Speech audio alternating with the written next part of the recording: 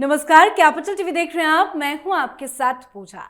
दुनिया के सबसे बड़े लोकतंत्र का कद लगातार बढ़ रहा है और इसकी एक और तस्वीर आज इंडोनेशिया से देखने को मिली। प्रधानमंत्री नरेंद्र मोदी अपनी 3 देशों की यात्रा के पहले चरण में इंडोनेशिया पहुंचे, जहां उनका भव्य स्वागत हुआ और उन्हें इंडोनेशिया के सर्वोच्च नागरिक सम्मान Bintang Adipurna of the Republic of Indonesia से सम्मानित किया गया। हालांकि प्रधानमंत्री मोदी को यह सम्मान मिलने के बाद कांग्रेस ने भी राजनीति शुरू कर दी। कांग्रेस ने कहा कि देश के पहले प्रधानमंत्री जवाहरलाल नेहरू को भी यही सम्मान मिला था और उन्हें इसके लिए कोई प्रयास नहीं करना पड़ा था। तो वहीं पीएम का यह दौरा सिर्फ सम्मान तक सीमित नहीं रहा। दोनों देशों के रणनीतिक, आर्थिक और रक्षा सहयोग को नई दिशा देने वाले कई अहम समझौतों पर मुहर लगी है। सबसे बड़ी डील रही इंडोनेशिया को ब्रह्मोस सुपरसोनिक क्रूज मिसाइलों की आपूर्ति। इसके अलावा भारत के यूपीआई को इंडोनेशिया के डिजिटल पेमेंट सिस्टम से जोड़ने पर सहमति। इसका मतलब है कि भविष्य में दोनों देशों के बीच व्यापार, पर्यटन और लेन देन पहले से कहीं ज्यादा आसान और तेज हो सकेगा।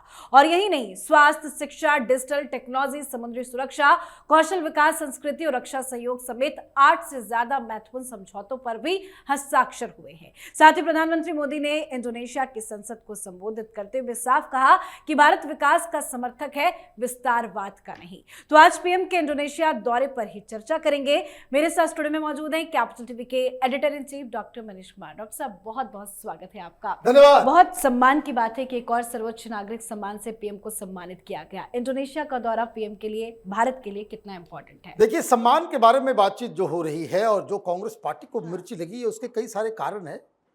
उस पर मैं आऊंगा जी, और जरूर मैं बताऊंगा कि नेहरू जी को क्यों मिला था ये अवार्ड, है ना।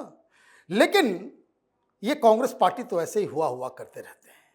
जो काम आज मोदी ने किया है चीन में और पूरी दुनिया में, आज डिप्लोमेटिक कम्युनिटी के अंदर हाहाकार मचा हुआ है।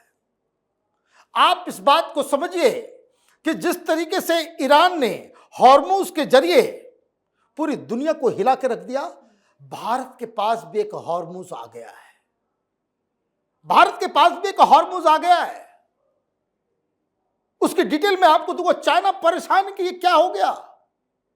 आप इस चीज को समझिए कि 100% ट्रेड जो एशिया, अफ्रीका, यूरोप और अमेरिका से होता है, कहां?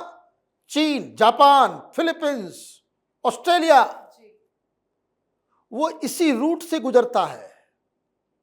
इससे ज्यादा बिजी रूट दुनिया में कोई नहीं है, स्ट्रेट ऑफ मलाका का। अब वहां भारत बैठ गया है और इसलिए सम्मान भी दिया गया है।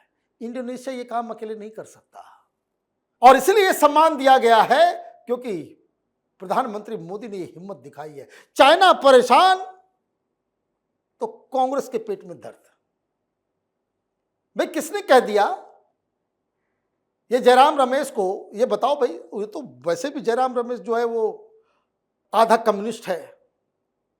जवानी के दिनों में ही कम्युनिस्ट था पूरी तरीके से। अभी तक जो है वो नमक अदायगी जो है वो चल रही है। भाई, क्या मैनेज करना पड़ा? सरकार ने तो बताया, इंडोनेशिया की सरकार ने बताया बाकायदा रिलीज करके कि भाई क्यों दिया जा रहा है। आपकी दिक्कत क्या है कि नेहरू जी को भी मिला था और वो कह रहे हैं कि इसके लिए उन्हें प्रयास करने की जरूरत नहीं पड़ी। भाई, प्रयास करने की आवश्यकता क्यों पड़ेगी? उस समय आपको सुकार्नो साहब ने दिया था नेहरू जी को।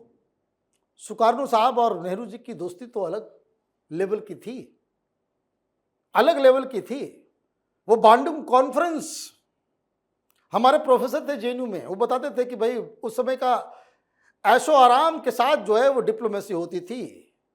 प्रधानमंत्री जाते तो जाते थे, बॉलीवुड के हीरोइंस, मॉडल्स, लड़कियां, वो भी बांडुंग गई थी भारी संख्या में। कई किताबों में इसका जिक्र भी है ना। तो नेहरू जी की रंगीनियां जो है वो पूरी जग जाहिर है। शायद इस वजह से मिला हो। क्यों?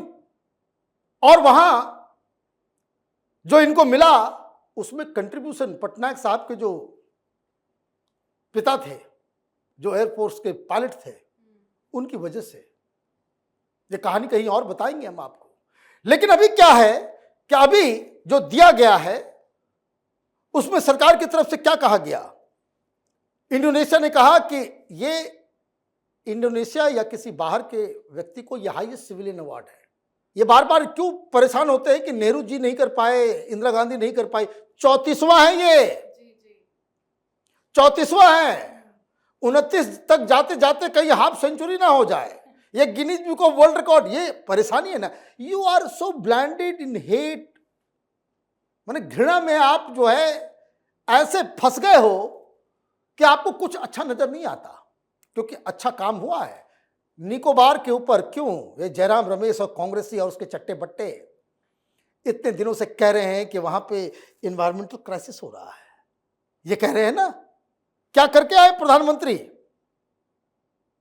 कि वहां जो सी रूट है, सुरक्षा, डिफेंस ट्रीटी, पहले हिंदुस्तान मिसाइल खरीदा करता था, इंडोनेशिया ब्रह्मोस ले रहा है, ब्रह्मोस खरीद रहा है और अस्त्रा भी खरीद रहा है। ये क्यों हो रहा है? क्यों मालूम है आपको? ये दरअसल जिस तरीके से हम लोगों ने मदरसों को ठोका, पाकिस्तान में घुस गए।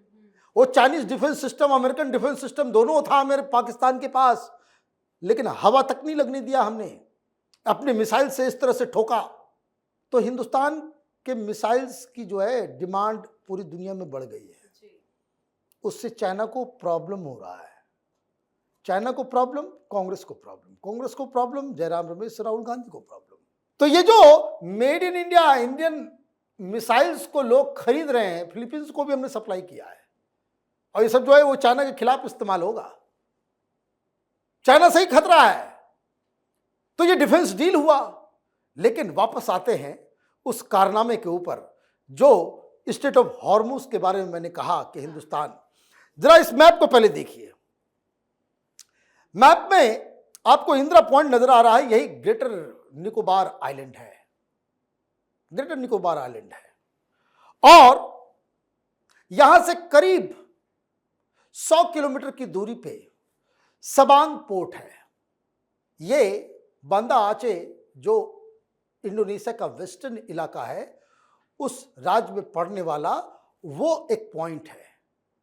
तो निकोबार आइलैंड, इंदिरा पॉइंट और सबांग पोर्ट, उसके बीच की दूरी 100 किलोमीटर। ये वो इलाका है जहां से ये Japan, China, Korea, Philippines, Vietnam, ये तमाम, ये इसी रूट से सारी चीजें जाती है। अब क्या ट्रीटी हुई है? प्रधानमंत्री मोदी इधर, जो 100 किलोमीटर इधर है निकोबार आइलैंड, वहां पे एक command, naval command, joint command बना रहे हैं, और वहां आप कार्गो का भी एक नेटवर्क बना रहे हो। और इसके इधर क्या है? इसके इधर सबांग है।